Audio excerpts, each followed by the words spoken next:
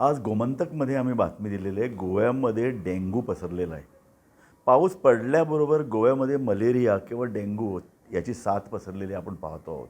याला सरकार जबाबदार असतं, कारण सरकारची अनास्था, कायदे आहेत, अनेक अनेक गोष्टी आहेत, सरकार कारवाई करू शकतं.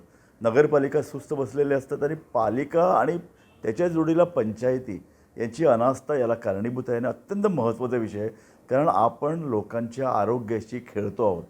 त्यामुळे या विषयावर मला बोललं पाहिजे आणि या विषयावर तुम्ही सगळ्यांनी चर्चा केलीच पाहिजे. आपल्याकडे कायदा काय आहे? आपल्याकडे कायदा असा आहे की नगरपालिका क्षेत्रामध्ये पाणी साचून राहू नये. पाणी मच्छरांची पैदास स्वच्छ पाण्यामध्ये होते. त्यातून एकतर मलेरिया किंवा दुसऱ्या बाजूला डेंग्यू वास्कोसह काणकोणपर्यंत डेंग्यूचे रुग्ण सापडलेले आहेत. आणि ह्या प्रश्नावरती गंभीर असं उपाययोजना पालिका, पंचायत या सगळ्यांनी करायची असते. ते केलं जात नाही. सरकारचं त्याच्यामागं उभं असलं पाहिजे. सरकारनं दाखवून दिलं पाहिजे की या गोष्टी घडत आहेत, नगरपालिका किंवा पंचायती कार्यवाही करत नाही आहेत. अनेक गोष्टी आहेत. आपण शहरामध्ये पाहतो पाणी साचून राहण्याचे अनेक अनेक असे जागे आहेत, जिथं दरवर्षी पाणी साचून राहतं, तरी नगरपालिका त्या संदर्भात इमिजिएटली कारवाई करत नाही आहे.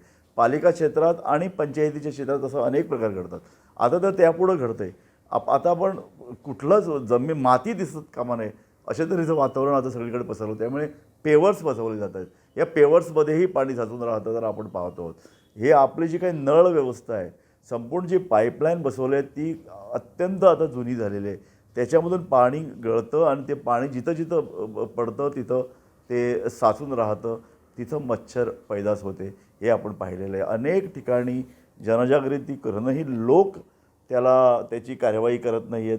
परंतु सर्वात मोठी जबाबदारी असते ती नगरपालिका, पंचायती आणि त्या जोडीला सरकारची.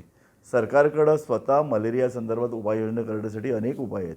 कायद्याची प्रखर, अत्यंत कडक अंमलबजावणी झाली पाहिजे. जिथं जिथं बांधकामं चालू आहेत तिकडं सरकारी माणूस गेलाच पाहिजे.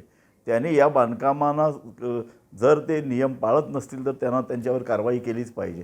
नगरपालिका क्षेत्रात तर एवढ्या मोठ्या प्रमाणात बांधकामं चालू आहेत. आपण पाहतो शहरामध्ये जागा नाही आहे.